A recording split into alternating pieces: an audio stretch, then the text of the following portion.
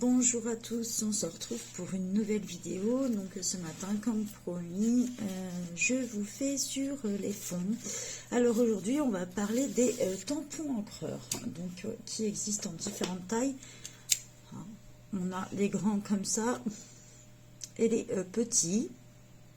Donc souvent les petits, on peut les acheter en lot. Dans la vidéo anniversaire, vous pourrez voir que j'ai acheté ça sous un format, une petite boîte. On les trouve aussi sur Amazon en lot. Faut compter normalement une dizaine d'euros, je crois, sur Amazon à peu près. Et pour cela, perso, je les trouve à 2,90 € chez l'Espace Culturel.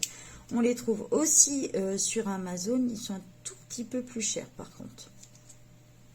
J'ai aussi, pour ceux qui ont réussi à les avoir à temps, celles de chez Action. Donc voilà, et si vous avez la chance de pouvoir les avoir, puisque c'est parti assez vite.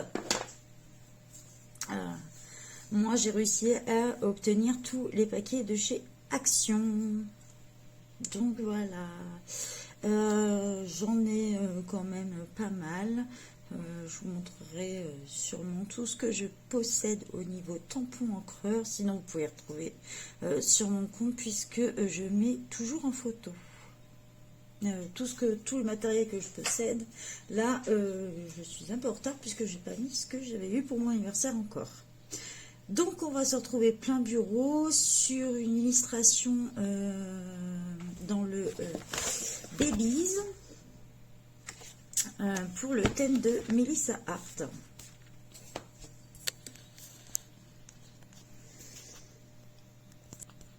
Alors, je pense que normalement, je suis dans l'écran.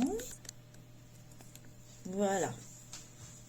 Donc, on se retrouve dans le Babies sur une illustration, puisqu'elle demandait d'avoir une maman et un enfant. Donc, j'ai choisi celle-ci. Sur les kangourous, donc le fond est assez neutre, donc c'était la bonne chose pour faire un fond avec les tampons encreurs. Donc j'ai choisi cette couleur là. Je pense mettre un petit peu de vert aussi, sûrement celui-ci puisque je l'ai jamais encore testé. Ça va être l'occasion, je vais l'ouvrir en même temps. Donc on peut utiliser plusieurs matériels avec les tampons encreurs. Certains vont utiliser les blending tools. Donc celui-là le plus connu. J'ai aussi celui-là de chez Action. Faut savoir que c'est pas du tout la même qualité. Vous l'achetez sur le net. Il est en bois. Il faut coûter à peu près une dizaine d'euros avec les recharges. Vous l'achetez sur Action à 92 centimes, c'est du plastique, hein, c'est vide. On voit même au niveau de la tâche, c'est pas du tout pareil.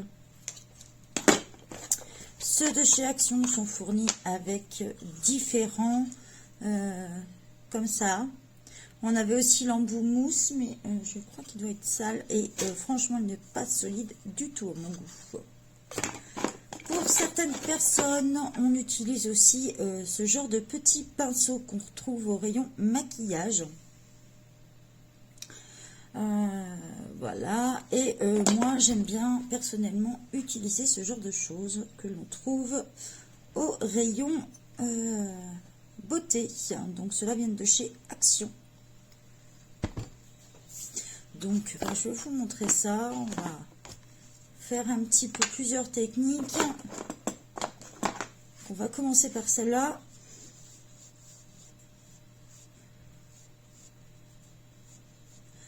Donc il y a aussi, là moi j'ai la marque Inzik et Action, vous avez aussi la marque Distress. Donc voilà, tout simplement. Donc ça c'est censé être un effet métal.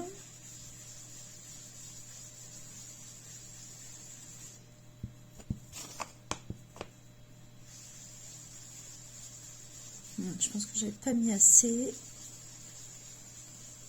C'est pas ce que j'utilise le plus. Ce petit genre de choses, je suis vraiment plus sur les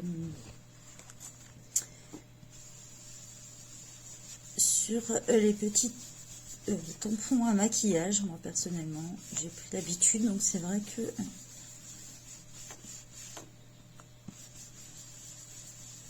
Donc voilà, ça se fait assez simplement.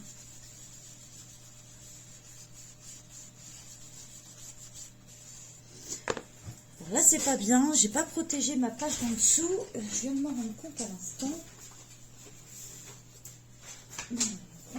Une petite feuille. C'est le maximum de protéger votre feuille en dessous. Voilà. C'est mieux.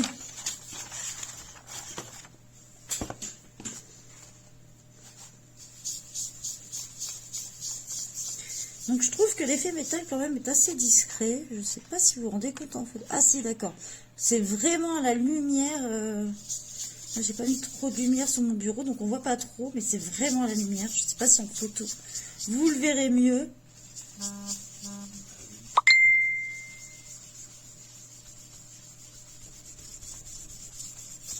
Alors on va essayer. Voilà, j'ai mis un peu plus de lumière. Je ne sais pas si vous allez vous rendre compte de l'effet que ça donne avec celui-là.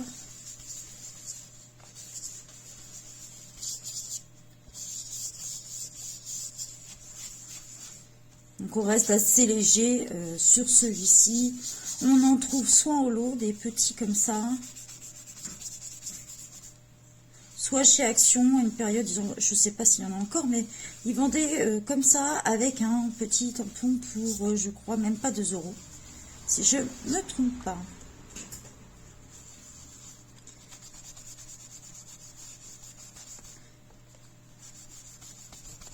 Alors, évitez au maximum de déborder parce que selon les couleurs, ça va être... vous pouvez colorier dessus avec vos crayons de couleur, hein, ça c'est pas le souci, mais selon la couleur, si vous avez du clair, vous risquez d'être embêté. Ça reste de l'encre. Hein.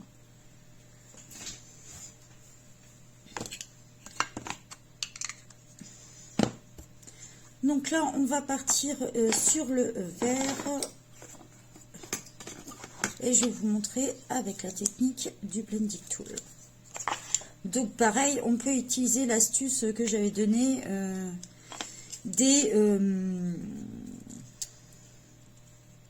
comment on appelle ça, des bouchons, hein, ça marche aussi. Donc voilà, c'est assez simple. On tourne. Alors, moi personnellement, je préfère cette technique.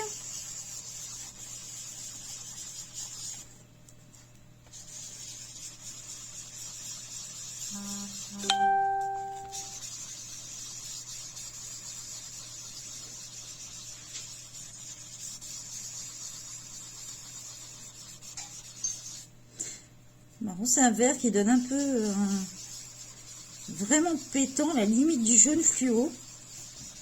Ce que je reproche un peu à Ising, c'est qu'ils ne mettent pas le nom des couleurs derrière. C'est un peu dommage. Alors je sais pas sur les grands. Sur les grands, oui, vous avez la couleur, mais alors sur les petits, non. Un petit peu dommage. Parce que je pourrais leur reprocher. Donc sans problème, on peut mélanger les couleurs ensemble. Hein. Ça, c'est vraiment pas un souci, bien au contraire, ça permet de faire des effets.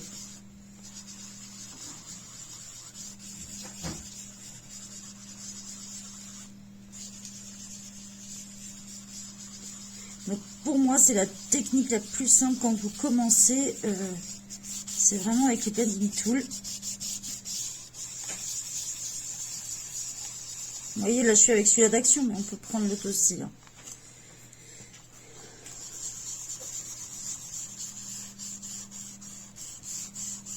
Ça se fait vraiment facilement. Alors toujours un peu comme les pastels secs, et puis pareil que les pastels à l'huile, toujours tourner en rond, ça permet d'appliquer un peu partout.